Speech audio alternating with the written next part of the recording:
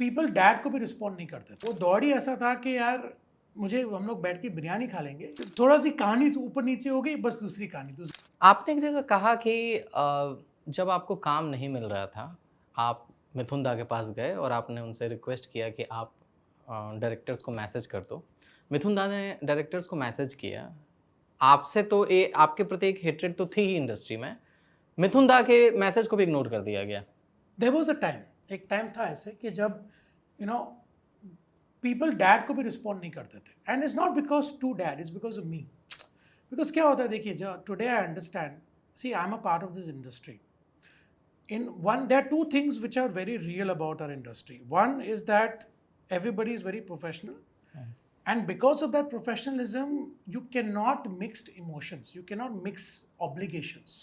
And two, if you are united with them, they will stick to you. I cannot sit here and say that just because now I got khaki, okay, I can say, oh, everybody is nice, or no, everybody is a professional. Because ये आज मुझे ये बात समझ में आती, तब मुझे बात समझ में नहीं आती थी। तब मुझे लगता था कि यार एटलीस्ट मुझे तो आप रिप्लाई नहीं करो, डैड को रिप्लाई कर रहे हो, बोल दो। लेजेंड आदमी है, लेजेंड, सुपरस्टार इतने। सुपरस्टार। तो जैसे आपको मैंने कहा, वो दौड़ ही ऐसा था कि यार 7:30 जैसे बोलते हैं, तो everything was going against, everything was going against. तो बट अगेन मैं आपको ये बोलना चाहूँगा कि यार जितने भी टाइम कुछ नेगेटिव हुआ है, जो सबकी लाइफ में होता है, कहीं ना कहीं कभी ना कभी कुछ एक ग्लिम्स ऑफ होप हमेशा आता था। कैसा आता था? कोई किसी कास्टिंग डायरेक्टर ने मुझे मैसेज कर दिया, मीमो एक टीवी शो है, उसका एक ऑडिशन कर लो। गायब हो जाता, मिलता नहीं था। फिर 1-2 महीना कुछ नहीं, फिर वापस वो हाई से लो लो लो लो लो, एक और कुछ मैसेज आ जाता कि यार एक वेब शो का एक कैरेक्टर है, आप कर लो। कहीं ना कहीं before, like whenever I felt कि यार इट्स नॉट वर्किंग आउट, कोई एक साइन होता था which used to put me back into the path. Meaning what, कि यार it was a reminder universe से, भगवान से, आपको जो भी whatever you want to call the energy, कि यार स्टे ऑन द पाथ, मैं तुझे दूंगा, अभी नहीं, अपने टाइम से तेरे को दूंगा। So I always believe in that कि यार ऐसा क्यों, जब भी मैं क्वेश्चन करूँ क्यों हो रहा है ऐसा, क्यों हो रहा है, they would always be a sign कि यार कम बैक। इस दौर में मिथुन दा से आपकी क्या बातें होती थी, क्योंकि उन्होंने भी ये पैच देखा है अपने करियर में? उन्होंने तो इससे वर्स देखा, वर्स देखा है। वो मुझे याद है, वो मुझे बताते हैं कि मृग्या के बाद नेशनल अवार्ड विनिंग पहली फिल्म में national award, first film national award. कोई एक रिपोर्टर था जिनको डैड का इंटरव्यू लेना था आफ्टर थी, तब तो ये सब नहीं था, तो कैसे भी ट्रैक डाउन किया। फिर डैड को मैंने बोला कि यार तुम अवार्ड जीते हो, तुम्हारे साथ इंटरव्यू करना है। सो डैड का ये स्टिपुलेशन था कि मैं आपको इंटरव्यू तो दे दूंगा, आप पहले मुझे खाना खिला दो। व्हाट? यस, कि आप, मैं बहुत दिनों से खाया नहीं हूँ, आप मुझे, हम लोग बैठ के बिरयानी खा लेंगे, you treat me for lunch, I will give you the interview. This is after national award winning. ये तो पीछे की स्ट्रगल की बात ही नहीं कर रहा हूँ मैं, नेशनल अवार्ड के बाद भी इनका उतना स्ट्रगल था। तो कंपेयर टू हिज स्ट्रगल्स, मेरे तो मतलब 0.1% भी नहीं है। True true true. खाकी मिथुन दा ने देखा? यस। उन्होंने देख के बोला क्या बात क्या बात क्या बात? इनफैक्ट आई थिंक डैड का, आई थिंक सबसे बेस्ट कॉम्प्लीमेंट मुझे जो मिला, ये सेट कि उनकी भी एक बंगाली फिल्म आ रही है, तो उसकी प्रेस कॉन्फ्रेंस के लिए वो कोलकाता गए थे, तो उन्होंने बोला कि वीमो फर्स्ट टाइम मुझे लोग तुम्हारे बारे में तुम्हारी बात कर रहे हैं। क्या बात? एग्जैक्टली, कि यार he is hearing things about me, तो nothing can beat that, for me as a son. Okay. अब मैं चूँकि यहाँ पर आपके साथ बैठा हुआ हूँ, मैं खुद बिहार का रहने वाला हूँ, और मैं आपको बता दूँ कि बिहार, यूपी, झारखंड, इन सब जगहों में कि सिर्फ 2 ही सुपरस्टार थे और आज भी हैं, मिथुन चक्रवर्ती और सनी देओल। अरे पाजी, तो मैं सबसे बड़ा फैन हूँ, सही है ना। और अभी क्या है ना कि अभी ये सब चल रहा है ना कि री रिलीज हो रही है फिल्में, दिस हो रही है, दैट हो रही है। वहाँ पर छोटे शहरों में सनी देओल और मिथुन चक्रवर्ती की फिल्में बार बार दिखाई जाती है। जैसे बिहार के छोटे शहरों में कि आप मिथुन चक्रवर्ती भी, उसको मिथुन माँ बोल दिया जाता है। अरे वाह। सनी देओल मिथुन माँ ऐसे करके चलता है। जी जी।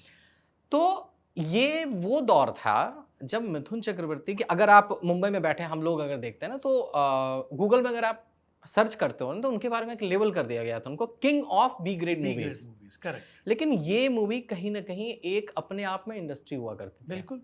And correct me if I am wrong, मैंने कहीं पढ़ा कि साउथ के एक बहुत बड़े डायरेक्टर हैं मणि रत्नम जी, वो एक फिल्म बना रहे थे इरुवर करके जी, और वो शायद मिथुन दा को अप्रोच किए थे शायद प्रकाश राज वाले रोल के लिए, और जी, उनको जी। बोला गया था कि आप अपने बाल काट लो मिथुन दास सिर्फ इसीलिए मणिरत्नम की फिल्म नहीं कर पाए क्योंकि वो एक साथ 18 फिल्म की शूटिंग कर रहे थे, उसकी कंटिन्यूटी थी। Very true, very very true. In Ooty में उन्होंने खुद अपनी एक इंडस्ट्री बना दी थी, इमेजिन, बिकॉज उससे, जैसे आपने कहा अभी, द BNC सेंटर्स जो होते थे, the Tier 2 and the Tier 3 centres, वो हमेशा प्रॉफिट में होते थे। लाइक अगर प्रोड्यूसर का एक बजट था, उसकी पिक्चर हमेशा प्लस ही होती थी।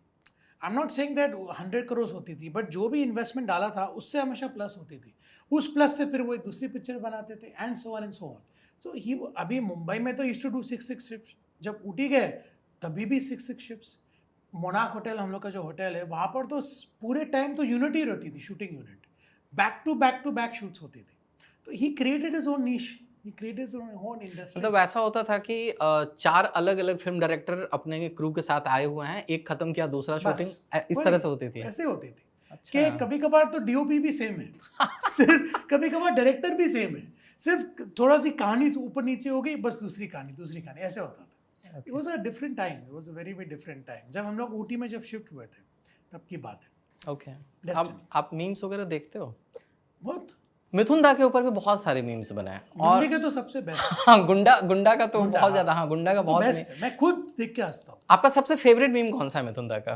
फेवरेट मीम तो वो वाला ना कि साइकिल के पीछे इज फायरिंग, वो तो बेस्ट है दैट। कि bullet proof was invented in 1800, before that Mithun da. Before that class है, क्लास। गुंडा तो इज अ कल्ट क्लासिक ना, वो तो cult एक वो भी है classic जिसमें होता ऐसे ऐसे करके आंख फोड़ देते हैं वो सांप बन के। वो आई थिंक कौन सी थी वो, जहरीला, हाँ। जहरीला, उसमें स्नेक फाइट की थी दैट। हाँ, तो क्लास है वो।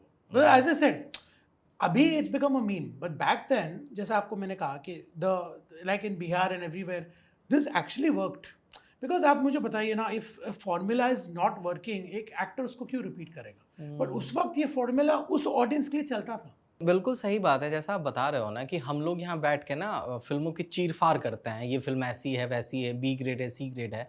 लेकिन छोटे शहरों में जो रिक्शा चलाने वाला है, जो ठेला चलाने वाला है, वो दिन भर थक हार के पर्दे पर अगर मिथुन चक्रवर्ती और सनी देओल की फिल्म देखकर एंजॉय कर लेता है, खुद को रिलेट कर लेता है, तो फिर इसमें क्या बुराई है? एग्जैक्टली, उसकी खुशी का साधन है वो। एब्सोल्युटली। अभी आप, मैं मठ पे रहता हूँ, तो अभी आपकी तरह आने के लिए मैं जेट्टी से आया, तो जेट्टी इज द बेस्ट, क्योंकि मैंने देखा है आपको जेट्टी पे कई तो बार। वही तो एग्जैक्टली तो मैं जेट्टी लेता हूँ, तो you save so much of time. अभी आप तो देखिए मुंबई का तो रास्ते से सब जगह खुदे हुए।